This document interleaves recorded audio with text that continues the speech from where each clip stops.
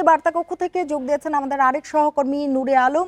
আমরা চলে যাব নূরে আলমের কাছে। নূরে আলম, আপনি গোপালগঞ্জের যে সমাবেশ চলছে সেই বিষয়ে আপনিও খোঁজ খবর রাখছিলেন এবং যে পরিস্থিতি তৈরি হয়েছে সেটিও আপনি জানেন। দফায় দফায় হামলা ভাঙচুরের ঘটনা ঘটেছে, সমাবেশ স্থলে ঘটনা ঘটেছে ভাঙচুরের, এবং যখন সমাবেশ শেষ করে এনসিপির নেতাকর্মীরা চলে যায় তখনও কিন্তু গাড়ি বহরে হামলা ভাঙচুরের ঘটনা ঘটেছে।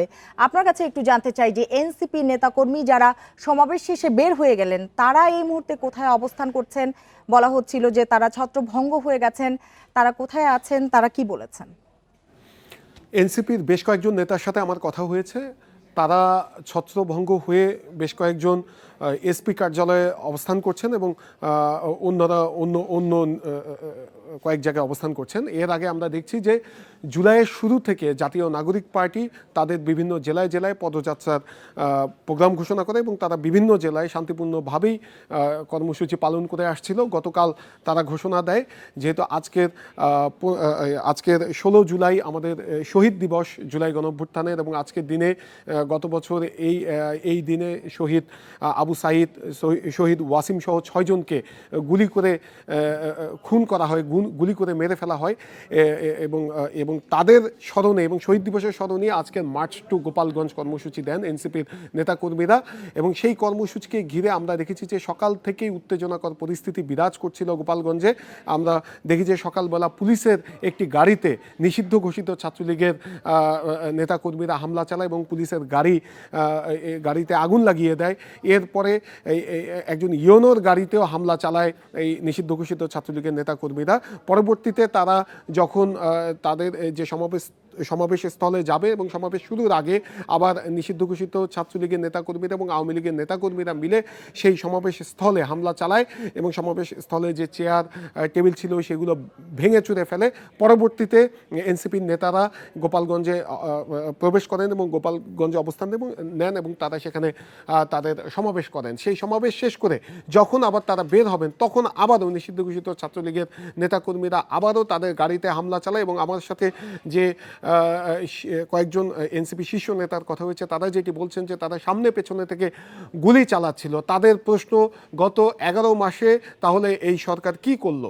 যে গণঅভ্যুত্থানের পরে গঠিত একটি সরকার, সেই সরকার যাদের রক্তের উপর দিয়ে এসেছে সেই এবং এই আন্দোলনে যারা নেতৃত্বে ছিল সেই নেতৃত্বের একটি বড় অংশ আজকে সমাবেশে গিয়েছেন এবং সেই সমাবেশে এবং তাদের গাড়িতে যদি হামলা চালায় তাহলে এটিকে তারা পুরোপুরি সরকারের ব্যর্থতা হিসেবে দেখছেন এবং এই অবৈধ অস্ত্র কিভাবে এই নিষিদ্ধ ঘোষিত ছাত্রলীগ নেতাকর্মীদের কাছে থাকে এবং তারা কিভাবে, এবং সেখানে অনেক খুনের আসামি রয়েছে, সেই খুনের আসামিরা কিভাবে এখনও বাইরে থাকে এমনটি প্রশ্ন তুলেছেন সেই এনসিপি শীর্ষ নেতারা। এবং তারা যেটি বলছেন এই ঘটনার সাথে জড়িত যারা রয়েছে তাদের দৃষ্টান্তমূলক শাস্তি দিতে হবে এবং গোপালগঞ্জ শুধুমাত্র আওয়ামী লীগের জায়গা নয়, এটি বাংলাদেশের একটি জায়গা এবং এখানে ভারতীয় আধিপত্যবাদের কোনো জায়গা হবে না বলে এনসিপির নেতাকর্মীরা জানিয়েছেন। এবং গোপালগঞ্জ শুধুমাত্র আওয়ামী লীগ এবং নিষিদ্ধ ঘোষিত ছাত্রলীগের জায়গা নয়, এখানে সাধারণ মানুষ রয়েছে এবং এনসিপির নেতারা যেটি বলছেন সাধারণ মানুষও এই আওয়ামী লীগের যারা এবং নিষিদ্ধ ঘোষিত ছাত্রলীগের কাছে সেই সাধারণ মানুষেরা জিম্মি এবং তারা যাওয়ার আগেই ঘোষণা দিয়েছিলেন যে সে গোপালগঞ্জে তারা যাচ্ছেন গোপালগঞ্জের মানুষের কাছে এনসিপির বার্তা নিয়ে তারা যাচ্ছেন, সেখানে কোনো ধরনের সংঘাত সৃষ্টি করার জন্য তারা যাচ্ছিলেন এবং তাদের সমাবেশও ছিল শান্তিপূর্ণ সমাবেশ। এবং সেই সমাবেশকে ঘিরে আমরা গতকাল রাত থেকেই দেখছিলাম আওয়ামী লীগের বিভিন্ন পেজ থেকে নানা ধরনের অপপ্রচার চালানো হচ্ছিল এবং সেই অপপ্রচার এবং নানাভাবে উত্তেজনা ছড়ানো হচ্ছিল, যার ফলশ্রুতিতে আজকে সকাল থেকেই দেখি এই গোপালগঞ্জে এক থমথমে অবস্থা জারি রয়েছে। সেই সঙ্গে এই নিষিদ্ধ ঘোষিত ছাত্রলীগ এবং আওয়ামী লীগের হামলার কারণে গোপালগঞ্জে 144 ধারা জারি করা হয়েছে এবং 144 ধারা জারি করা হয়েছে। আরেকটি তথ্য আমি জানিয়ে রাখি, কিছুক্ষণ আগে বলছিলেন যে 1 জুলাই থেকে কিন্তু সারা দেশে এনসিপির পদযাত্রা কর্মসূচি চলছে, তারা বিভিন্ন জায়গায় যাচ্ছেন, বিভিন্ন জেলায় যাচ্ছেন, পদযাত্রা করছেন, সমাবেশ করছেন। তারই ধারাবাহিকতায় কিন্তু আজকে মার্চ টু গোপালগঞ্জ ছিল এবং তারা যেটি বলেছেন যে তারা আইন শৃঙ্খলা বাহিনীর সাথে কথা বলেছেন যে যেহেতু গোপালগঞ্জ কিছুটা স্পর্শকাতর জায়গা, সে কারণে তারা কিন্তু গ্রিন সিগন্যালের অপেক্ষা করছেন আইন শৃঙ্খলা বাহিনীর। এবং সকাল থেকে যখন হামলা ভাঙচুরের ঘটনাগুলো ঘটলো এবং দুজন আহত হয়েছেন, প্রশাসনের গাড়িতে হামলা হয়েছে, তারা বারবার কিন্তু জিজ্ঞেস করেছিলেন আইন শৃঙ্খলা বাহিনীকে তারা মঞ্চে উঠতে পারবেন কিনা বা গ্রিন সিগন্যাল পাচ্ছেন কিনা। পুলিশ আইন শৃঙ্খলা বাহিনী গ্রিন সিগন্যাল দেওয়ার পরেই তারা কিন্তু মঞ্চে ওঠেন এবং মঞ্চে উঠে তারা সংক্ষিপ্ত সমাবেশ করে সেখান থেকে চলে যেতে বাধ্য হন।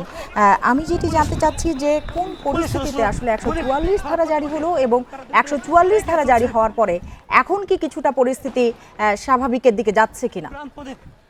এখনো থেমে থেমে সংঘর্ষ চলছে গোপালগঞ্জে এবং সেখানে বলা চলে যে থমথমে পরিবেশ বিরাজ করছে।